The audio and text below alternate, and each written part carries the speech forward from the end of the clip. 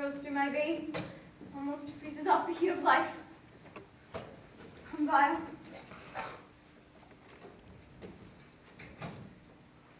And if this mixture do not work at all, shall I be married then tomorrow morning?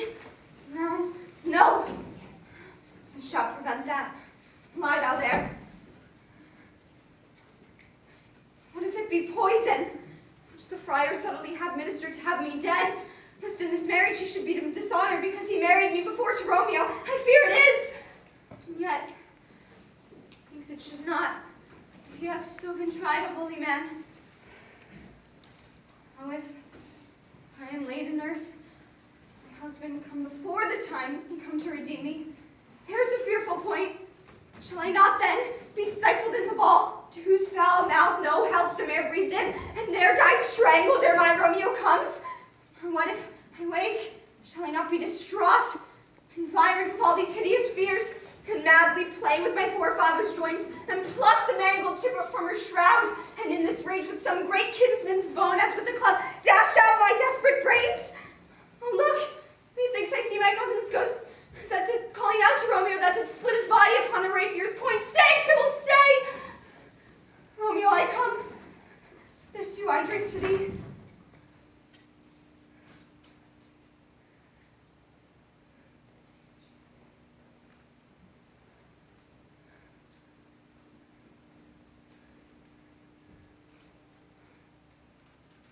What, dressed and in your clothes and down again, I must needs wake you. Lady. Lady. Lady. Alas. Alas, help. Help, my lady's dead. Oh, well the day that ever I was born, some up with me tag. Oh, my lord, my lady.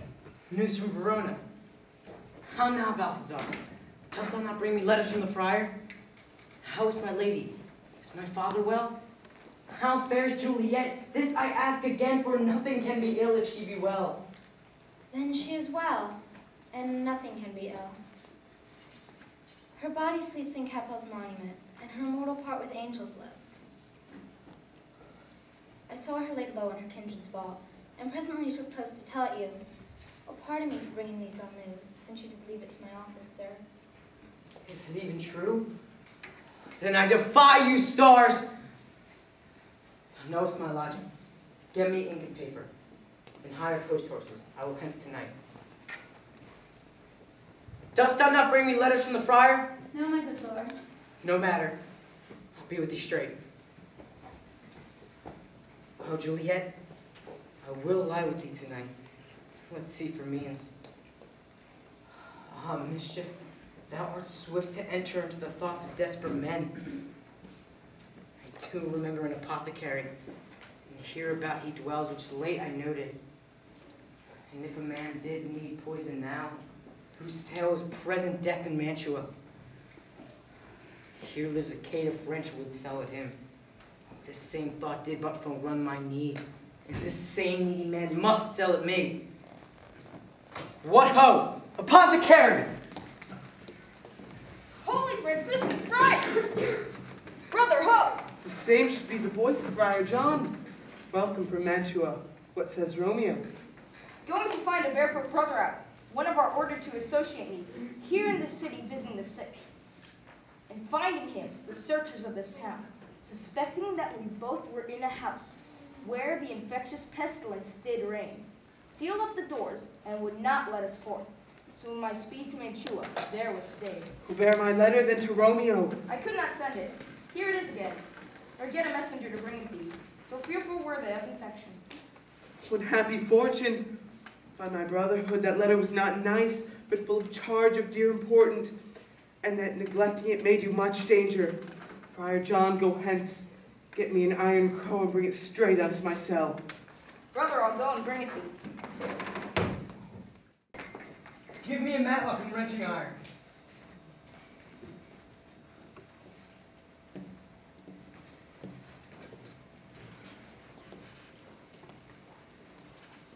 Hold. Take this letter early in the morning. See that thou delivers to my lord and father. Give me a light upon thy life. Whatever thou hearest or seest, stand aloof, and do not interrupt me in my course. Or if thou jealous does and return to pride in what I further shall intend to do, by heaven, I shall tear thee joint by joint, and strew this hungry churchyard with thy limbs. I will be gone, sir, and not trouble you. So thou wilt show me friendship. Take thou that. Live, and be prosperous. Farewell, good fellow. All this same, I'll hide her about. His looks I fear, and his intents I doubt. Detestable maw, thou womb of death, gorged with the dearest morsel of the earth, I enforce thy rotten jaws to open, and in despite I'll cram thee with more food. This that banished haughty Montague, that murdered my love's cousin. With grief is supposed the fair creature died, and here's come to do some villainous shame to dead bodies. I'll apprehend him. Stop thy unhallowed toil, vile Montague! Can vengeance be pursued further than death? Condemned villain, come with me, for thou must die. I must indeed, and therefore I come hither. Good, gentle youth, tempt not a desperate man. Live, stay not here, be gone. And hereafter say, a madman's mercy bade thee run away. I do defy thy conjurations and apprehend thee for a felony. Wilt thou provoke me? Then have at thee, boy. Oh, Lord, they fight! I will go call the watch!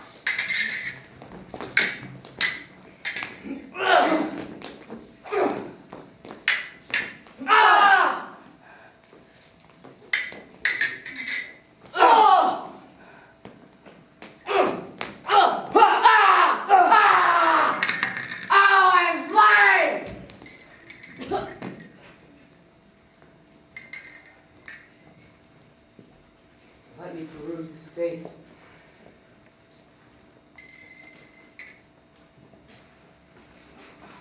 Crucius kinsman, noble county Paris. Oh no, a lantern slaughtered youth. For here lies Juliet, and her beauty makes this vault a feasting presence full of light. Death lied out there, as a dead man interred. How oft when men are at this point of death have they been married?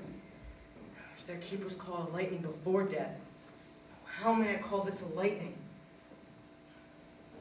My love, my wife, death that hath sucked the honey from thy breath, hath had no power yet upon thy beauty. Beauty's ensign yet is crimson in thy lips and in thy cheeks, and death's pale flag has not advanced there yet.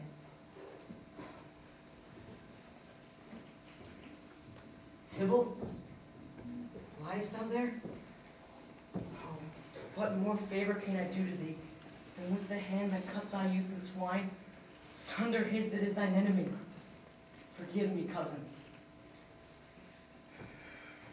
Ah, dear Juliet, why art thou yet so fair? Shall I believe that unsubstantial death is amorous, and the lean, abhorred monster keeps you here a night to be his paramour? For fear of that, I still will stay with thee, and never from this place of dim night depart again. Oh, here will I remain, with words that are thy chambermaids. Oh, here will I set on my everlasting rest, and shake the yoke of inauspicious stars from world-wearying flesh. Eyes, look your last. Arms, take your last embrace. And lips, over you the doors of breath seal with a righteous kiss. Dateless bargain to engrossing death. Come, bitter conduct. Come, unsavory guide. Now, desperate pilot, at once run on the dashing rocks, thy seasick weary barks. Here's to my love.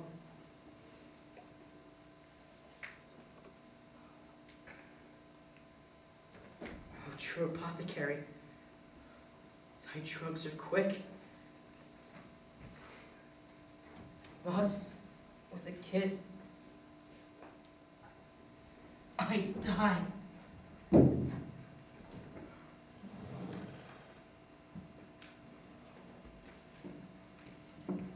Alack, alack, what means this masterless and gory sword to lie discolored by this place of peace? Romeo, oh pale, who else would perish too, when steeped in blood? Oh, would an unkind hour is guilty of this lamentable chance? Oh, the lady stirs.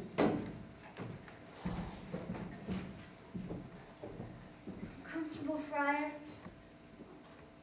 Where is my lord? Do remember well where I should be. And here I am. Where is my Romeo? Well, I hear some noise. Lady, come from that nest of death, contagion, and unnatural sleep. A greater power than we can contradict if thwarted our intents. Come away. Thy husband in thy bosom lies there dead, and Paris too. Come, I'll dispose of thee among the sisterhood of holy nuns. Stay not to question, for the watch is coming. Come, go, good Juliet. I dare no longer stay. Go get thee hence, for I will not away. What's this? A cup closed in my true love's hand. Poison I see hath been his timeless end. Oh, churl, gall and left no friendly drop to help me after. No kiss thy lips. Haply some poison yet doth hang on them to make tie with her restorative. My lips are warm. Ye, girl, which way? Yea, noise. Then I'll be brief. Oh, happy dagger, this is thy sheath. There rust.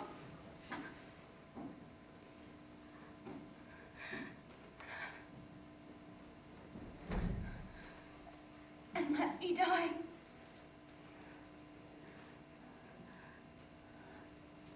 What should it be that they so shriek abroad? The people in the street cry Romeo, some Juliet, and some Paris, and all run with open outcry toward our monument. Ears, this which spirals in our ears. Heavens. Wife, look how our daughter bleeds. Lo, the stagger hath been stand, for it is empty on the back of Montague and it is mistreated in our daughter's bosom. Oh me, the sight of death is as a bell that warns me of my old age to a sepulchre. Come, Montague, for thou art early up. I shall see thy son and heir morally down. Alas, my liege, my wife is dead tonight. Grief of my son Romeo's exile stopped the breath. But further woes conspire against mine age. Look, and thou shalt see. Thou art hot. Man of him is the pest before the father is great. Seal up the mouth of outrage for a while. We can clear these ambiguities and know their spring, their head, their true descent. Bring forth the parties of suspicion. I am the greatest, able to do the least, yet most suspected as the time and place doth make against me of this direful murder. And here I stand, both to impeach and purge, myself condemned and myself excused. Then say at once what thou dost know in this. I will be brief, for my short date of breath is not so long as a tedious tale. Romeo, their dead, was husband to that Juliet, and she, their dead, that Romeo's faithful wife. I married them, and their stolen marriage day was Tybalt's doomsday, whose untimely death banished the new-made bridegroom from the city, for whom, and not for Tybalt, Juliet pined. You, to remove that siege of grief from her, betrothed and would have married her perforce to county Paris. Then she comes to me, and with wild looks bid me to devise some mean to rid her from the second marriage, for there in myself she would kill herself. Then I gave her, so tutored by my art, a sleeping potion, which took effect as I intended, for it wrought on her the form of death. Meanwhile I writ to Romeo that he should hither come this dire night, to help to take her from her borrowed grave, being the time the potion's force should cease. But he which bore my letter, Friar John, was stayed by accident, when yesternight returned the letter back.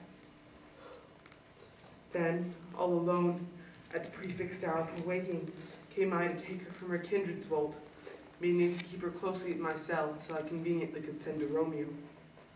But when I came, some minute ere the time of her awaking, here untimely lay the noble Paris and true Romeo dead.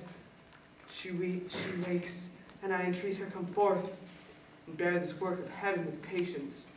But a noise that scared me from the tomb, and she, too desperate, would not go with me, but, as it seems, did violence on herself. All this I know, and to the marriage her nurse is privy, and if aught in this miscarried by my fault, that my old life be sacrificed, some hour before its time, unto the rigor of the severest law. We still have no need for a holy man. Where's Romeo's man? What can he say in this? I brought my master news of Juliet's death, and then in post he came from Mantua, to this same place, to this same monument. This letter he early bid me give his father, and threatened me with death if going in the vault. I departed not and left him there. Give me the letter, I will look on it. Where's the county space that reigns the watch? Sirrah, what made that master in this place? He came with flowers to stew his lady's grave, and bid me stand aloof. And so I did. Anon comes the light to ope the tomb, and by, my master drew on him. And then I ran to call the watch. This letter doth make good the friar's words. Their course of love, tidings of her death. And here he writes that he did buy a poison of a poor apothecary, and therewithal came to his vault to die, then lie with Juliet. Where be these enemies? Capulet, Montague, see what a scourge is laid upon your hate? That heaven finds means to kill your joys with love? And I, for winking at your discourse too, have lost the grace of kings. All are punished.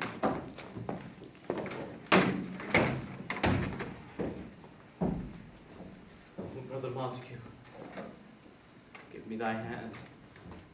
This is my daughter's jointure, for no more can I demand. But I can't give thee more, for I will raise your son from pure gold.